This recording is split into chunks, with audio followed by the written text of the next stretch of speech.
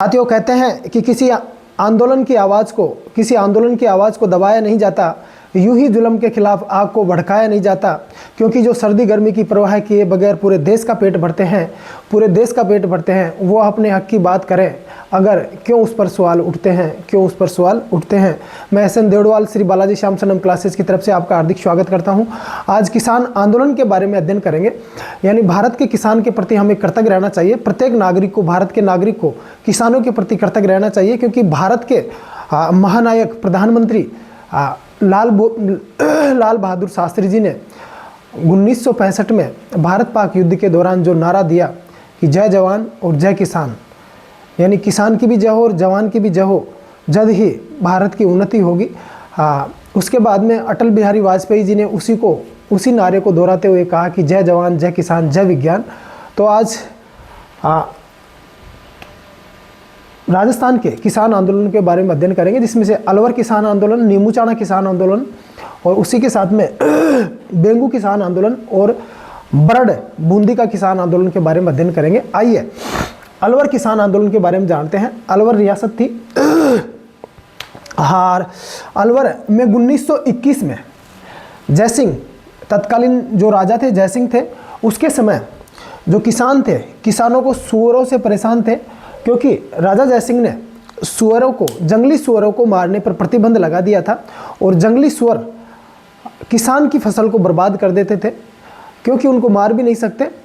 जयसिंह ने प्रतिबंध लगाया तो सुअरों से परेशान थे, मारने पर पाबंदी लगा दी और पाबंदी के बाद में किसानों ने आंदोलन किया। आंदोलन के दौरान राजा जयसिंह ने मारने की एनओसी दी, नॉन ऑब्जेक्शन सर्टिफिकेट दिया, यानी अनुमति दे दी।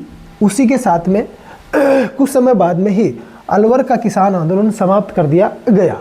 अब देखते हैं नीमूचाना किसान आंदोलन। नीमूचाना किसान आंदोलन, मेरे साथियों, नीमूचाना किसान आंदोलन की बात करें तो 1923 से 24 में अलवर के महाराजा वही हैं जयसिंह जी महाराजा हैं, और इन्होंने टैक्स में, यानी लगान की दर में, टैक्स में 40% की बढ़ोतरी की और बढ़ोतरी होते ही किसानों ने टैक्स नहीं देने का निर्णय किया।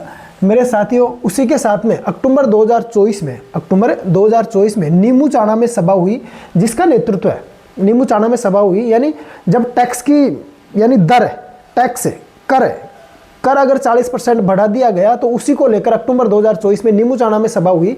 नीमूचाना गांव में क्या हुई, सभा हुई, और सभा का नेतृत्व किया माधो सिंह, गोविंद सिंह, और मांग रखी किसके सामने, जयसिंह के सामने मांग रखी कि महाराजा साहब 40% आप टैक्स में वृद्धि कर रहे हो, कर में वृद्धि कर रहे हो, लगान में वृद्धि कर रहे हो, उसे आप वापस लो। अपनी मांग रखी, लेकिन महाराजा ने किसी प्रकार का ध्यान नहीं दिया। ध्यान नहीं देने पर मेरे साथियों 13 मई 1925 को भारी संख्या में अलवर के नीमूचाना गांव में, वर्तमान में जो नीमूचाना है वो कोटपुतली भैरोड जिले में है, नीमूचाना गांव में भारी संख्या में 13 मई 1925 को भारी संख्या में नीमूचाना गांव में, नीमूचाना, नारायणपुर, थाना गाजी, भैरोड, कोटपुतली के किसान एकत्रित हुए। कहाँ पर, नीमूचाना में, और सेना ने पूरे ग्राम को घेर लिया। इस बात का महाराजा को पता लगा तो महाराजा ने आदेश दिया, बड़ी सेना भेजी। महाराजा जयसिंह ने बड़ी सेना भेजी आंदोलन को कुचलने के लिए। तो सेना ने पूरे गांव को घेर लिया, यानी 13 मई की रात को ही सेना आ गई और पूरे गांव को, नीमूचाना गांव को घेर लिया। कमांडर छाजू सिंह के नेतृत्व में सेना आई थी। सेना ने सभा पर गोली चलाई और गोली चलाने के दौरान 50 किसानों की मौके पर मौत हो गई, 1600 घायल हुए, 144 घरों को जलाया गया। 144 घरों को मेरे साथियों जलाया गया और निर्मम हत्या हुई 50 की। उसी के साथ में 1600 घायल हुए और 144 घरों को जलाया गया। छाजू सिंह को राजस्थान का जनरल डायर कहते हैं। मेरे साथियों, महात्मा गांधी ने जलियांवाला बाग हत्याकांड से भी विभत्स, यानी भयानक और दोहरी डायरशाही की संज्ञा दी। किसको, नीमूचाना किसान आंदोलन को महात्मा गांधी ने जलियांवाला बाग हत्याकांड से भी क्या कहा, विभत्स कहा, यानी भयानक कहा, और उसी के साथ में दोहरी डायरशाही की संज्ञा नीमूचाना किसान आंदोलन को राष्ट्रपिता महात्मा गांधी ने दी थी। अब होता यह है कि 18 नवंबर 1925 को अलवर सरकार पुरानी लगान की दर पुनः लागू कर देती है और किसानों पर मुकदमे वापस ले लेती है, जनहानि का मुआवजा दे देती है। इसी के साथ में नींबू चाणा किसान आंदोलन समाप्त हो जाता है। राजस्थान सेवा संघ से प्रकाशित होने वाले राजस्थान केसरी में इसके समाचार प्रकाशित होते हैं। पूरे देश में इसकी सूचना लग जाती है नींबू चाणा किसान आंदोलन की। नींबू चाणा किसान आंदोलन में महिलाओं का नेतृत्व है मेरे साथियों, इम्पोर्टेंट है, महिलाओं का नेतृत्व है। सीता देवी जी ने किया था और ये नींबू चाणा की थी। सीता देवी जी ने किया और ये नींबू चाणा की थी और किसान रघुनाथ सिंह की पुत्री थी सीता देवी ने नेतृत्व किया था। हाँ, अब आगे बेंगू किसान आंदोलन है मेरे साथियों। बेंगू मेवाड़ में ही है। ए श्रेणी का ठिकाना था बिजोलिया की तरह, और बिजोलिया में जो किसान आंदोलन 1897 से 1941 के बीच में हुआ और उसकी सफलता का लगभग बेंगू के किसानों को पता लगा, तो बिजोलिया के किसान आंदोलन से प्रेरित बेंगू किसान आंदोलन हुआ। बिजोलिया में 84 प्रकार के लाग बाग आदि कर थे, लेकिन यहाँ पर 53 प्रकार के लाग बाग कर थे। कहाँ पर? बेंगू में 53 प्रकार के लाग प्रकार कर, लेकिन 84 प्रकार के लाग बाग कर कहाँ थे? बिजोलिया में। 1921 में इन टैक्सों को लेकर 53 प्रकार के करों को लेकर 1921 में मेनाल गांव में भैरूकुंड नामक स्थान पर किसान एकत्रित हुए और आंदोलन करना तय हुआ। किसान एकत्रित हुए, आंदोलन करना तय हुआ और 1921 में मेनाल के भैरूकुंड नामक स्थान पर निर्णय किया गया कि भाई आंदोलन का नेतृत्व पथिक जी से करवाया जाएगा, विजय सिंह पथिक जी से करवाया जाएगा। लेकिन विजय सिंह पथिक जी पर यानी मेवाड़ रियासत उदयपुर में आने पर रोक लगा दी थी, प्रवेश पर पाबंदी लगा दी थी। प्रवेश पर क्या थी? पाबंदी थी। लेकिन पथिक जी के कहने पर रामनारायण जी चौधरी ने बेंगू किसान आंदोलन का नेतृत्व किया। 1922 में जैसे ही आंदोलन शुरू हुआ और शुरू होते ही जो वहाँ के ठाकुर थे, जो जागीरदार थे, अनूप सिंह, वो घबरा गए और घबरा कर ठाकुर अनूप सिंह व राजस्थान सेवा संघ के मध्य, यानी राजस्थान सेवा संघ की स्थापना 1919 में राजस्थान सेवा संघ की स्थापना 1919 में वर्धा महाराष्ट्र में की गई थी मेरे साथियों। वर्धा महाराष्ट्र में की गई थी और इसके जो स्थापित करता थे वो थे विजय सिंह पथिक जी, रामनारायण जी चौधरी जी, हरि सिंह किंकर जी, केसरी सिंह बारड़ जी। इन्होंने राष्ट्रपिता महात्मा गांधी जी के परामर्श से राजस्थान सेवा संघ की स्थापना की थी और इसका उद्देश्य ये था कि जो राजा महाराजा हैं, जो जागीरदार हैं, जो सामंतशाही शासन प्रक्रिया है वह किसानों का शोषण नहीं करे, उत्तरदायी शासन की स्थापित रहे, इसका उद्देश्य ये था। तो ये किसानों का नेतृत्व करती थी कौन? राजस्थान सेवा संघ। ये आगे बढ़ चढ़कर भाग लेती थी। तो ठाकुर अनूप सिंह और राजस्थान सेवा संघ के मध्य समझौता हो गया और लगान की दरों में यानी टैक्स में कमी कर दी गई। किसानों की मांगें स्वीकार कर ली गई।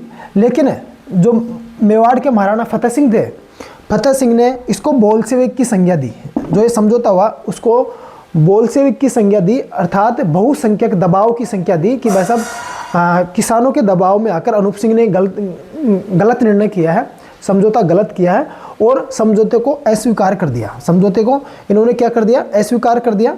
और उसी के साथ में अनूप सिंह को उदयपुर में जो जागीरदार था, जो ठाकुर था कहाँ का? बेंगू का, अनूप सिंह जी, इनको उदयपुर में नज़रबंद कर दिया गया और जो जागीरदार की व्यवस्था थी उसको समाप्त करके मुंसरिम व्यवस्था की गई, यानी कर्मचारी की नियुक्ति की गई। मशहूर मुंशी, यानी भ्रष्टाचार के लिए और दमन के लिए मशहूर था उस समय, मशहूर मुंशी अमृतलाल की नियुक्ति की गई। अमृतलाल की क्या की गई मेरे साथियों? नियुक्ति की गई। 13 जून 1923 को ट्रेंच आयोग का गठन किया गया। 13 जून 1923 को ट्रेंच आयोग यानी अंग्रेज अधिकारी ट्रेंच के नेतृत्व में, निर्देशन में ट्रेंच आयोग का गठन किया गया। किसकी जांच के लिए? बेंगू किसानों के आंदोलन की जांच के लिए ट्रेंच आयोग का गठन किया गया। और ट्रेंच आयोग ने केवल 4 मामूली लागतें समाप्त की, केवल 4 मामूली टैक्स समाप्त किए और यथावत बने रहे। यानी 53 में से 4 समाप्त कर दिए गए तो 49 बचे और जो भी मामूली लागतें समाप्त की ऐसे कैसे यथावत था। लेकिन ट्रेंच आयोग का जनता द्वारा क्या हुआ? विरोध हुआ, किसानों ने इसका विरोध किया और ट्रेंच आयोग के निर्णय पर विचार हेतु 13 जुलाई 1923 को ट्रेंच आयोग का गठन किया गया 13 जून 1923 को।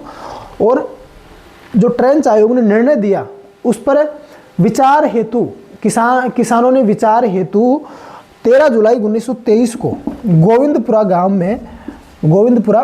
में सभा का आयोजन किया। और सभा के आयोजन के दौरान ट्रेंच के आदेश पर वहां पर क्या चलाई गई? गोली चलाई गई मेरे साथियों। यानी सभा पर, गोविंदपुरा गांव में सभा पर गोली चलाई गई ट्रेंच के आदेश पर। रूपाजी और कृपाजी धाकड़ शहीद हो गए, मौके पर ही क्या हो गए? रूपाजी और कृपाजी धाकड़ शहीद हो गए। हाँ, पाबंदी के बावजूद पथिक जी ने उदयपुर में प्रवेश किया। यहाँ तक राम नारायण जी चौधरी आंदोलन का नेतृत्व कर रहे हैं। पथिक जी पर उदयपुर में प्रवेश पर पाबंदी थी, लेकिन पाबंदी के बावजूद भी पथिक जी ने उदयपुर में प्रवेश किया और आंदोलन का नेतृत्व किया। यानी आंदोलन की कमान अपने हाथ में ले ली।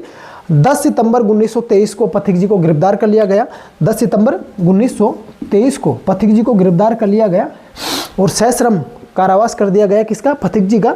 अब पथिक जी जेल में चले जाते हैं तो राम नारायण जी चौधरी फिर नेतृत्व करते हैं और नेतृत्व करने के दौरान 1925 में किसानों की मांगें स्वीकार कर ली गई। 53 करोड़ में से 34 समाप्त कर दी गई। 34 समाप्त कर दी गई क्योंकि कहते हैं कि कोशिश करने वालों की हार नहीं होती, यहाँ पर किसानों की जीत होती है। और इसी के साथ में यह आंदोलन समाप्त होता है मेरे साथियों। अगला है बरड़ बूंदी किसान आंदोलन। साथियों, आपको पता है कि बिजोलिया भी ए श्रेणी का ठिकाना था। यहाँ पर 84 प्रकार का टैक्स था, लाग बाग आदि कर था। उसी के साथ में बेंगू में 53 प्रकार का, कितने प्रकार का? 53 प्रकार का टैक्स था, लाग बाग कर था। और इसी के साथ में बरड़ बूंदी में, यानी पूरी बूंदी में बरड़ बूंदी, इसमें सारा क्षेत्र आ गया। डाबी, गरडदा, निमाड़ा, पूरा क्षेत्र बूंदी में। यहाँ पर 25 प्रकार के कर थे। कितने प्रकार के? 25 प्रकार के कर थे मेरे साथियों। अब ये जो बरड़ क्षेत्र है, ये बरड़ क्षेत्र बिजोलिया से लगा हुआ है। किससे? बिजोलिया से सीमा बनाता है। और ये जो क्षेत्र है वो जंगली है, यानी जंगल है। उसी के साथ में कठोर क्षेत्र है, कठोर पथरीला क्षेत्र है, जिसको बरड़ क्षेत्र कहते हैं। क्या कहते हैं? बरड़ क्षेत्र कहते हैं मेरे साथियों। यहाँ पर 1922-23 में, 1922-23 में, सॉरी, यहाँ पर 23 लिखा गया। 1922-23 में यहाँ पर आंदोलन शुरू हुआ, 22-23 में। और नेतृत्वकर्ता पंडित नैनूराम शर्मा थे। पंडित नैनूराम शर्मा ने किसानों का नेतृत्व किया। और नेतृत्व का कारण क्या था? अधिक लागबाग कर। अप्रैल 1922 में आंदोलन शुरू हुआ। 2 अप्रैल 1923 में डाबी में क्या चल रही थी? सभा चल रही थी। 2 अप्रैल 1923 में डाबी गांव है और डाबी गांव है, डाबी ग्राम में क्या चल रही थी? सभा चल रही थी।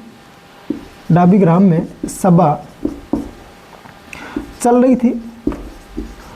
और सभा पर हाकिम, जिसको अपने थानेदार कह सकते हैं, हाकिम इकराम हुसैन ने गोली चलाई,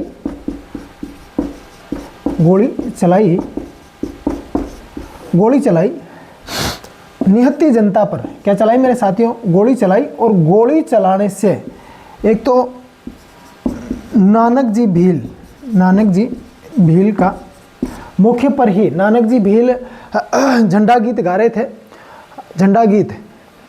और झंडा गीत गाते हुए नानक जी भील शहीद हो गए। उसी के साथ में नानक जी भील के साथ में एक और थे, देवीलाल जी गुजर भी क्या हो गए? दोनों शहीद हो गए। ये झंडा गीत गा रहे थे, शहीद हुए। हाँ, सभा चल रही थी, अच्छी सभा चल रही थी और इकराम हुसैन एक सेना लेकर आया और सेना लेकर आते ही सेना ने आदेश दिया कि गोली चलाओ और गोली चलाते ही दोनों की क्या हो गई? मौके पर मौत हो गई। मौत होते ही उसी के साथ में जो पंडित नैनूराम शर्मा है उसको गिरफ्तार कर लिया जाता है। पंडित नैनूराम शर्मा जी को गिरफ्तार कर लिया जाता है। गिरफ्तार करते ही इसकी गिरफ्तारी हो जाती है और गिरफ्तार करते ही ये आंदोलन शिथिल हो जाता है। क्या हो जाता है मेरे साथियों? शिथिल हो जाता है। आंदोलन शिथिल हो जाता है। हाँ, अब आगे जो हिंडोली है, हिंडोली बूंदी के हुंडेश्वर महादेव मंदिर में यहाँ पर पुनः आंदोलन शुरू हो जाता है। 1936 में यहाँ पर सभा होती है जिसमें लगभग 10,000 विशेष तौर से गुर्जर और मीना जाति के किसानों की सभा होती है। और सभा होते ही जो सामंती व्यवस्था है वो घबरा जाती है और घबरा कर उसके दरों में टैक्स में कमी कर देती है और 1943 में जाकर ये आंदोलन समाप्त होता है। और समाप्त होता है कैसे? जो चरागाह पर जो टैक्स लगाया गया था उसको कम कर दिया जाता है। 1943 में आंदोलन ये जाकर समाप्त होता है। आंदोलन समाप्त होता है। तो ये था बूंदी का किसान आंदोलन मेरे साथियों। और जो ये केंद्र था, बरड था, डाबी था, विशेष तौर से हिंडोली था, हिंडोली के साथ में गरडदा था, गरडदा के साथ में एक गांव था नीमाला। तो ये बरड बूंदी किसान आंदोलन है। आपसे निवेदन है चैनल को लाइक, शेयर और सब्सक्राइब करने की कृपा करें। जय जय भारत, जय जय राजस्थान।